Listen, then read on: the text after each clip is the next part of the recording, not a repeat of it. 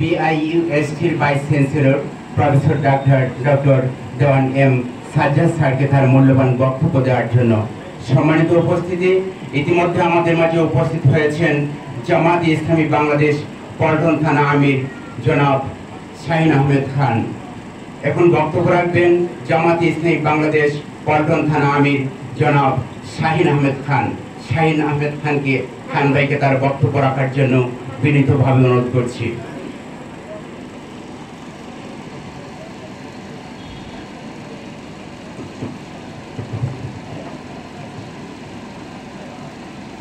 أعوذ بالله من الشيطان الرجيم بسم الله الرحمن الرحيم الحمد لله رب العالمين والعاقبة للمتقين والصلاة والسلام على أشرف الأنبياء والمرسلين وعلى آله وأصحابه وأهل بيته أجمعين। মানুষের অধিকার প্রতিষ্ঠার প্রত্যয়িত সংগঠন centre for human rights movement কর্তৃক আয়োজিত আজকের বিশিষ্টজনদের সম্মানে ইফতার মাহফিলের সম্মানিত সভাপতি, উপস্থিত বিভিন্ন মানবাধিকার সংগঠনের নেতৃবৃন্দ, একান্ত প্রিয় সুধী মণ্ডলী, আসসালামু আলাইকুম ওয়া রাহমাতুল্লাহি ওয়া বারাকাতুহু। সম্মানিত উপস্থিতি, আমরা আল্লাহ রাব্বুল আলামিনের দরবারে শুকরিয়া আদায় করছি যে মহান রব আমাদের সবার হায়াতকে দারাজ করে দিয়ে, বৃদ্ধি করে দিয়ে মহামহিমান্বিত রমজান মাসের রোজাদার হিসেবে আমাদেরকে কবুল করেছেন। এজন্য মহান মাহবুবের দরবারে কালিমাতুশ শুকর আদায় করছি, আলহামদুলিল্লাহ। সম্মানিত উপস্থিতি, আজকে আমরা যে মুহূর্তে বিভিন্ন রকমারি খাবার আমাদের সামনে রেখে আমরা ইফতার করছি, সেই মুহূর্তে আমাদের প্রিয় ফিলিস্তিনের দিকে যদি তাকাই তাহলে আমাদের হৃদয় কত বিক্ষত হয়ে যায়, আমরা আবেগ আপ্লুত হয়ে যাই। আজকে শিশু আবাল বিদ্যা বনিতার চিৎকারে আকাশ বাতাস ভারী হয়ে আসছে।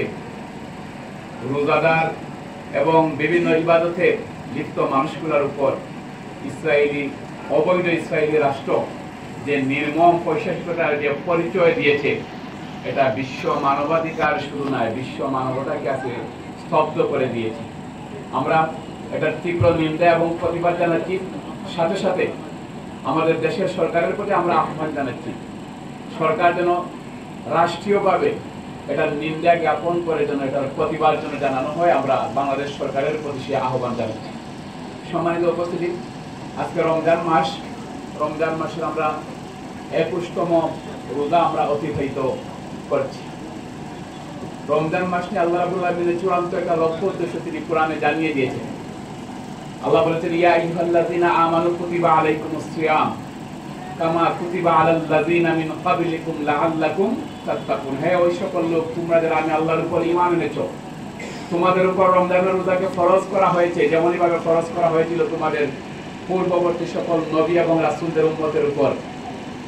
আল্লাহ এতটুকু বলে যদি তার বক্তব্য শেষ করে দিতেন, তাহলে হয়তো আমরা অনেকেই আমাদের ভিতরে প্রশ্ন থেকে যেত, আল্লাহ রাব্বুল আলামিন আমাদেরকে এক মাস না খাওয়াইয়া না পড়াইয়া কিংবা আমাদেরকে পানাহার থেকে বিরত রাখা আল্লাহর চূড়ান্ত লক্ষ্য উদ্দেশ্য কি?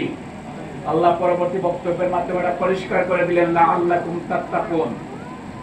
আমি রমজানের রোজা দ্বারা তোমাদেরকে আমি মুত্তাকি হিসাবে তৈরি করতে চাই, তোমাদেরকে তাকওয়াবান করতে চাই, আমার ভয় আমার খৌফ তোমাদের ভিতরে আমি তৈরি করতে চাই। সম্মানিত প্রিয় উপস্থিতি, রমজান এসেছে মূলত আমাদেরকে মুত্তাকি হিসাবে তৈরি করার জন্য। আজকে আমরা জঞ্জা বিক্ষুব্ধ যে পৃথিবীতে বসবাস করছি, আজকে অন্যায় অবিচারে সয়লাভ আমাদের এই বসুন্ধরা এই পৃথিবী। আজকে এই পৃথিবীর একটা নাগরিক হিসাবে কিছুদিন আগে আমাদের প্রিয় বোন আসিয়া যে অবস্থার সম্মুখীন হয়েছেন, তিনি তার জীবনের অনেক বিষয় এখন অবহিত হওয়ার আগে তিনি নর পিশাচদের যে আক্রমণের তিনি শিকার হয়েছেন। আজকে যদি আমরা আপনাদের জিজ্ঞাসা করি আজকে কোন অধিকার, আজকে আমার প্রিয় কোন মানবাধিকার আমার প্রিয় বোন আসিয়াকে গ্যারান্টি দিবে, আমরা বলি আজকে রমজানের শিক্ষাই আমার প্রিয় বোন আসিয়াকে গ্যারান্টি দিতে পারে। কারণ হলে রমজানের শিক্ষা হলে তাকওয়া দিয়েই কেবলমাত্র কোনো আত্মীয়, কোনো ভাই, কোনো বন্ধু, দুলাভাইকে বড় ভাইয়ের মতো আমরা মনে করি, সেই দুলাভাই কখনো আমার মা বোনদের গ্যারান্টি, ইজ্জতের গ্যারান্টি হতে পারেন না। ইজ্জতের গ্যারান্টি কেবলমাত্র রমজানের চূড়ান্ত শিক্ষা, সেই তাকওয়া। সেই তাকওয়া দিয়েই কেবলমাত্র আমার প্রিয় বোন আসিয়াকে সংরক্ষিত করা সম্ভব ছিল। কিন্তু দুঃখজনক হলেও সত্য, আজকে রমজানের শিক্ষা, প্রিয় শিক্ষা তাকওয়া আমরা আমাদের ব্যক্তিগত জীবনে লালন এবং পালন না করার কারণেই আমাদের প্রিয় বোন আসিয়া আজকের অবস্থার সম্মুখীন হয়েছেন। এজন্য আমরা মনে করি একটা মেধা এবং নৈতিকতার সমন্বয় করে বৃত্তিভিত্তিক কর্মকাণ্ডের মাধ্যমে একটা সমৃদ্ধ বাংলাদেশ যদি গঠন করতে হয়, তাহলে আমাদেরকে এই রমজানের শিক্ষা তাকওয়ার গুণে আমাদেরকে গুণান্বিত করতে হবে। আজকে বারবার আমাদের প্রিয় বাংলাদেশ দুর্নীতিতে চ্যাম্পিয়ন হচ্ছে। দুর্নীতির জন্য মুটে মজুর কিংবা রিক্সা চালক, ভ্যান চালক, নিম্ন স্তরের পেশায় যারা জড়িত তারা এটার সাথে জড়িত নয়।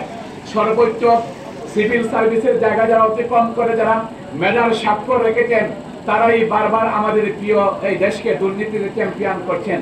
তাদের মেধার অভাব নেই, যোগ্যতার অভাব নেই, এভরিথিং ইজ ওকে, কিন্তু তাদের ভিতরে নেই সাবস্টেন্স অফ নেচার, তাদের ভিতরে নেই হলে যে আল্লাহর ভয়, তাদের ভিতরে নেই আখিরাতের জবাবদিহির অনুভূতি। আজকে আমাদের প্রিয় টোটাল দেশ আজকে মানবাধিকার লঙ্ঘন শুধু হচ্ছে না, এমন অবস্থা হচ্ছে আজকে মানুষের কোনো অধিকার আছে কিনা এটার জন্য আমাদের লড়াই করতে হয়। আজকে যদি এই পৃথিবীর মানুষগুলোর অধিকারকে যদি সুনিশ্চিত করতে হয়, তাহলে আল্লাহর ভয় ছাড়া কখনো মানুষের অধিকার সুনিশ্চিত করা যাবে না। যখন সুনিশ্চিত হয়েছিল, সেই সমাজের মানুষগুলা আল্লাহর ভয়ে তাদের হৃদয় ভরপুর ছিল। এজন্য আজকে জঞ্জা বিক্ষুব্ধ এই পৃথিবীতে আমরা সবার প্রতি উদাত্ত আহ্বান জানাবো, আমরা একটা মানবিক বাংলাদেশ গড়ার জন্য, সকল মানুষের অধিকার সুনিশ্চিত করার জন্য আমরা যেন রমজানের যে শিক্ষা, চূড়ান্ত শিক্ষা তাকওয়াকে যেন আমাদের জীবনে বাস্তবায়ন করতে পারি। তাকওয়া বাস্তবায়ন হওয়ার মাধ্যমে সমৃদ্ধ বাংলাদেশ, আসিয়ার মতো বোনেরা নিরাপত্তা পাবে, আমাদের দেশ দুর্নীতি মুক্ত হবে, সবার অধিকার সুনিশ্চিত হবে। সেই রমজানের তাকওয়া যেন আমরা সবাই নিজেদের ভিতরে লালন করতে পারি এবং তাকওয়াপূর্ণ একটা সমাজ গঠনের জন্য সবাই যেন এগিয়ে আসি। আল্লাহর কাছে সে তৌফিক কামনা করে আমার কথা এখানে শেষ করছি।